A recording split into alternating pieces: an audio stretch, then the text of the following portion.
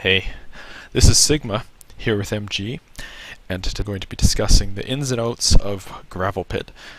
There will be a particular focus in this video on how to push B, since I feel that this is a point that many teams often struggle with, and if you make the correct decisions with your combo, your medic, how you use your Ubers, when you commit, when you don't commit, it's fairly likely that you'll be able to take the point in a maximum of 2 or 3 pushes rather than the occasional 5, 6, or never taking it that we see happen from time to time in matches.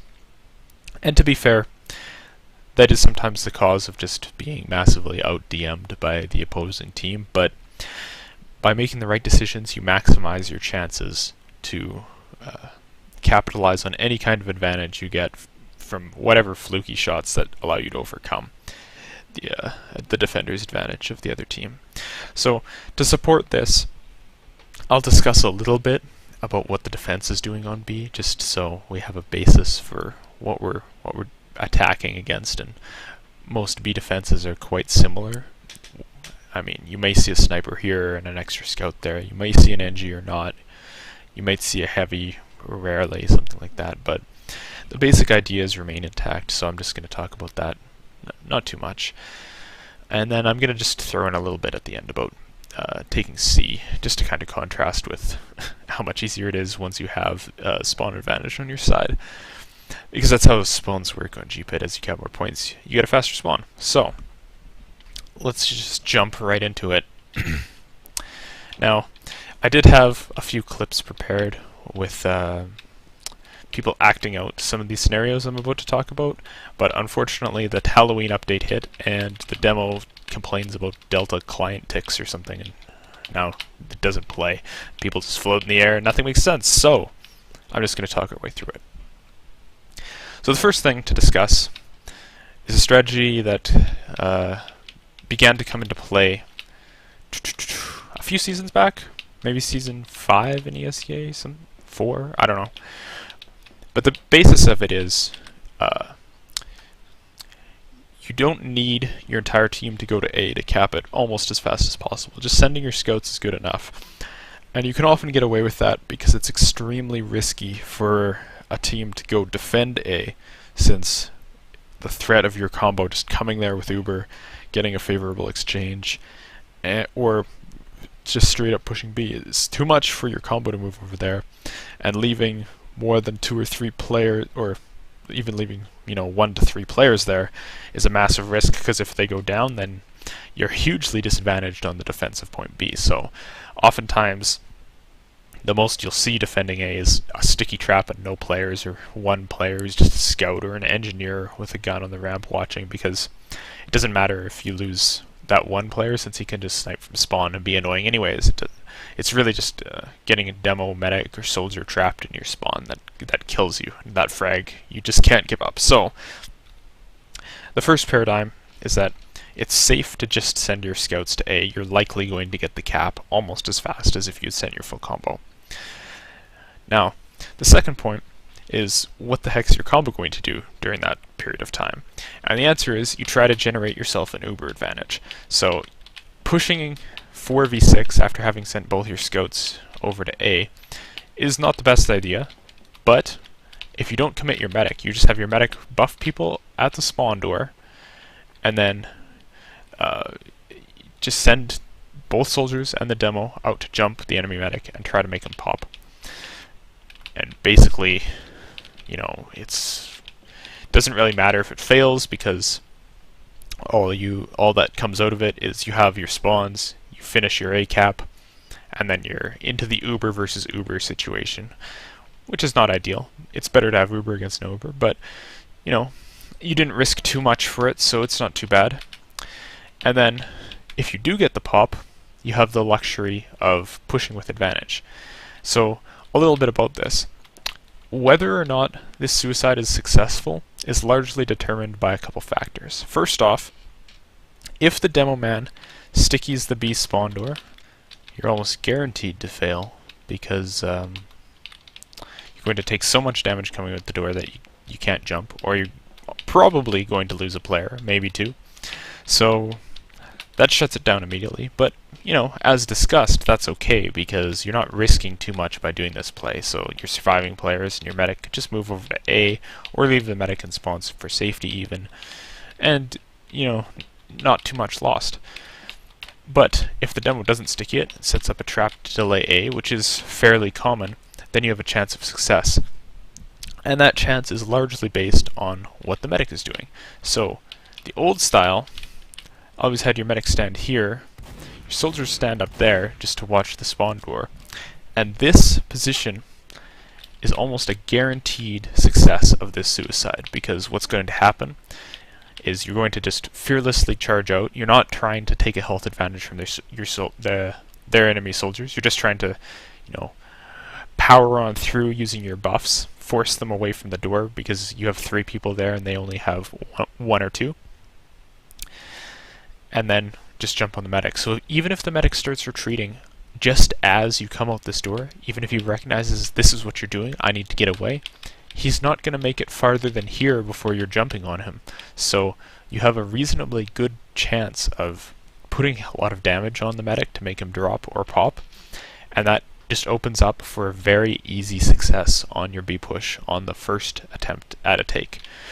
Now, having realized this, and noting that there's not all that much benefit in actually holding that close to the door, a lot of medics have started to hold back. So here is a safer position.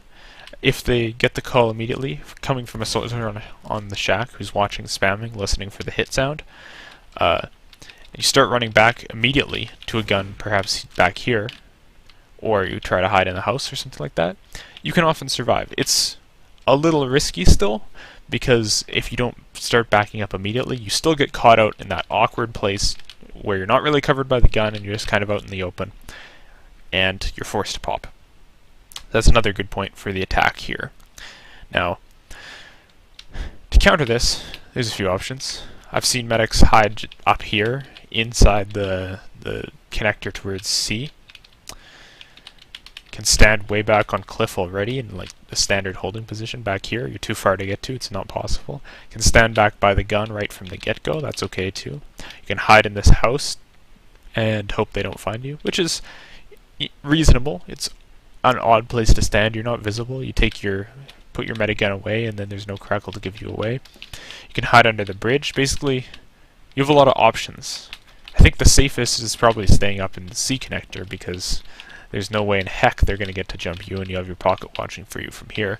So that's one way to play it, is just playing it safe. And like I said, for the attack, they don't really lose anything from that, because they have the benefit of it being largely, or at least many teams today, consider it too risky to attempt to push into A to stop it after a suicide like that. So you have a good chance of getting the force out, or you know, not getting the force because the medic's playing in a smart position, but maybe you'll kill a soldier, something useful like that, or maybe nothing will happen and you'll just go into the stage of the game. That's fine. That's fine. Now, I wouldn't do that suicide every round. It's not a bad idea to start out with, but doing it every round is just going to lead to them sticking the door and then possibly even leaving somebody at A. So if you get known for playing like that, it's kind of a bad thing, because you may really get punished. But it's an option. So, stemming from this situation, if you don't get the force, you're in a standard play. We'll talk about that soon. If you get the force, you are then at an uber advantage, but it's a very small uber advantage, because he starts building right away, and it still takes I think it's 28 seconds once you have 4x on the point to cap A. So given movement time, you're looking at about 50 seconds to a minute before your A cap goes down. 50 seconds to a minute is long enough to pop an uber and then get another one. So the result is you actually have to make the push without your scouts, and you have to get on the medic quickly, otherwise he's going to get uber, and then all of your hard work and effort was for naught.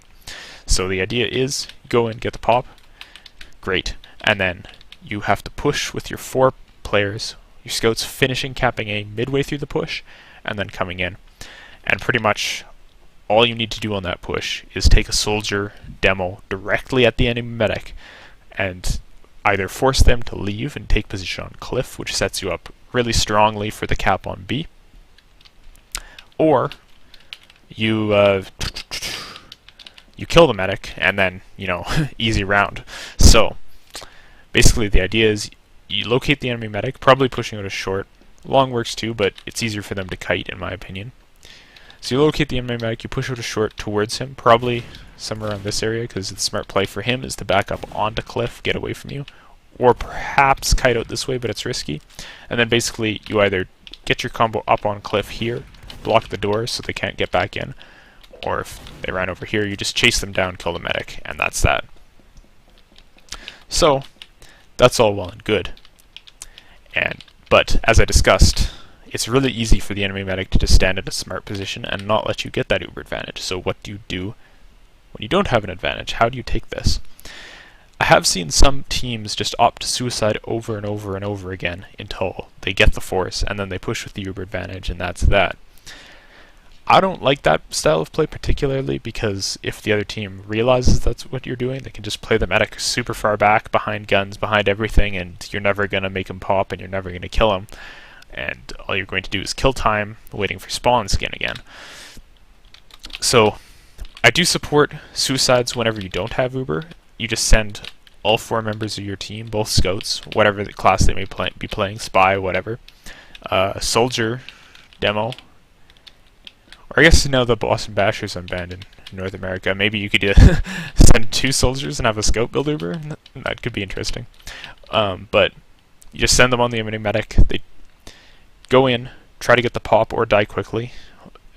Suicides are not a place for hero moves, because if you live for a while and do a little bit more damage, sure, great, but then your spawn time's longer, so it's not really worth it. So basically, you're suiciding between Uber charges.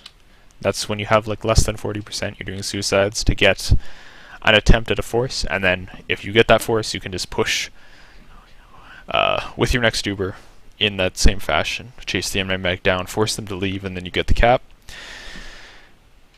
But if you don't get that force out, and both teams have Uber, then what do?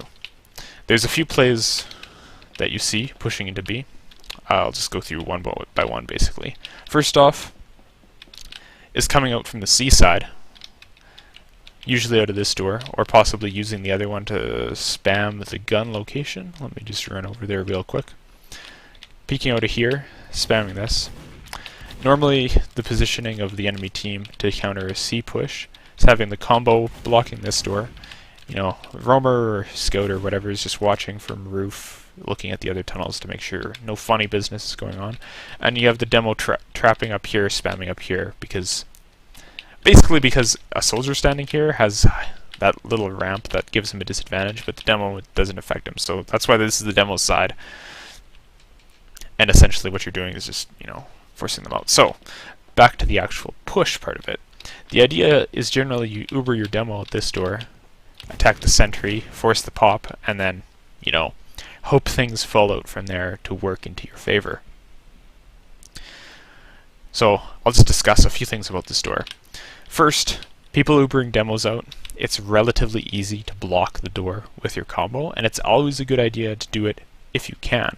But the problem is, you often need to peek a soldier on this door kind of aggressively to be able to figure out whether your medic comes up close, because the medic can't just stand here the entire time. They can peek 2 shots and then he has to pop. He has to stand back here. So he has to know in advance to come up and block the door, and that will totally kill the enemy Uber.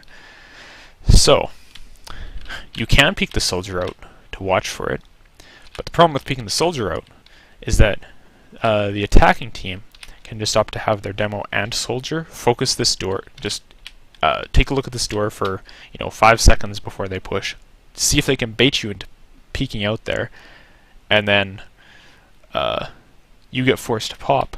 They can just run back and push with the Uber advantage, which is really good for the attack. So that's a consideration, is to bait this door for a little bit, to try to force on the pocket or kill the pocket, which is even better, and then push off the ensuing advantage. So the smart play for the defense is to just kind of hang back, get the body block if it comes, but don't try to force it. And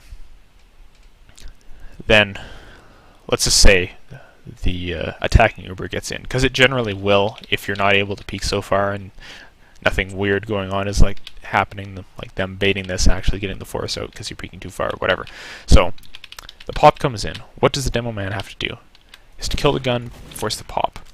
The ordering of that I just set backwards because you have plenty of time in the Uber to kill the gun. You only need a couple seconds. So what you should always do, taking the Uber to this door, is attack the medic or pocket. Probably the medic is easier to pop on first here. Attack the medic, force him to pop, then kill the gun, then get your demo out of there and get your medic moving. What I really like to do on this push is the medic demo come out this door, and then the medic sticks around a bit, keep the Uber on the demo to get the force, kill the gun, and then let the demo jump away, and the medic runs over here, tries to meet the pocket soldier coming out of this door. So it's an easy switcheroo to just send the pocket through here. Don't take him in the same door, try to kite the same door as the Uber, because it's fairly easy for the medic to get across cliff and then meet the pocket here and control this location post Uber. And I'll talk a little bit in a bit about why this location is so good. So that's a good C push, or push from C, blah. Other ways to push is from long. Long was a particularly good push back in the days that guns were commonly seen here. It's occasionally seen, but not all that frequently anymore. So it's less of a good push because it's harder to get to the gun in time. It is nice if you can get out without popping and not have to pop your Uber till the edge of the house, because it lets your soldiers jump up. It gives you some room to work with. And you have a pretty good route to attack the gun from. And also your medic can just do this evasive technique, jump up the ramp, jump out the window, and get back to short fairly safely. So it's easy enough for your medic to live on this push. Although I will note at this point that against long and short pushes, generally what the enemy combo will do is just see where your combo is, and then Uber into you and chase your medic down. And that's basically the correct response for a defensive Uber, and you need to really realize, like, if they're able to milk it, you have to start running early, and you need your soldiers to buy time for you, otherwise you're going to go down. And losing your medic before you establish a position on B is just a guarantee that you're pretty much going to fail to take that, and then you're going to need to wait like another minute to get that next Uber because your medic's on respawn, and it's a total mess. So you really want to be careful about when they pop versus when you pop, and what that means for how you have to back up. So the only problem I have with push out along is that the position you establish at the end is around here, if it went well. Establish this area. You can shoot that health pack, you can shoot at the roof. You have a rock that you can hide behind, but people can just jump over it, so it doesn't really provide you that much protection. You have a nice sniper line if you happen to have a sniper, but having your combo and a sniper right next to each other is just like, roamers, please bomb this, and then win, because you have pressure on way too many people at the same time. So it's nice. I think going out along is not a bad idea, especially if you have Uber advantage, because you know you can kill the gun even without the Uber advantage. You can get the force out. You have the reasonable retreat path, but being able to push up here is nice. You can chase them out. If they you have less distance to cover from coming out of short because you're on the ground less time, so maybe it's easier for you to hold the Uber. It kind of just depends on how they're defending. It's nice to establish a position for your sniper, so it's an option, basically. An option for if your other pushes aren't working. But what I vastly prefer is, you know, that C push is good, but just to go back to that for a moment, one problem with coming from C side is that you have to cross the sight line from spawn, which is a real hassle, because it's easy for a sniper to hide and spawn, and then just pop out, shoot your medic, and that's that. So there's problems with that. So the other push I'm going to discuss, and probably my favorite push, but not something I would use every time, just because G-Pit is kind of a map. Depends on how well the defense reacts to your push, and if they don't know where you're coming from, then you have a big advantage right from the start, so it's nice to mix it up. But this push is good for a few reasons. Coming out of connector or coming out of short, you come into the same position. Now where can you go? You can go to the right. This is terrible, because you just have the same push basically as if you came out along, except you're on the ground longer, so you take more damage and have a bigger chance of having to pop your uber early. So I would never do this, unless like we started a push from short and then their combo was here and we needed to attack and had uber advantage, whatever. That's a different situation. So what is pretty good is taking the push up this way. You can pressure the standard gun spot, you can pressure backside, taking the uber through here, and then you can climb this cliff post-uber, kite your medic inside here, so even if he's getting chased, you can have a soldier meeting him here, either having come through C solo outside of the push, or having come with the push and just ending here, who can juggle off any long enemy uber soldier trying to chase, what have you. And then you have control of this position. And as I mentioned before, this position is like really important to control for a couple of reasons. First, having cliff means you can deny, cut off, get damage on people coming from the red spawn, which lets you kill crit heals. It lets you what's the word I'm looking for?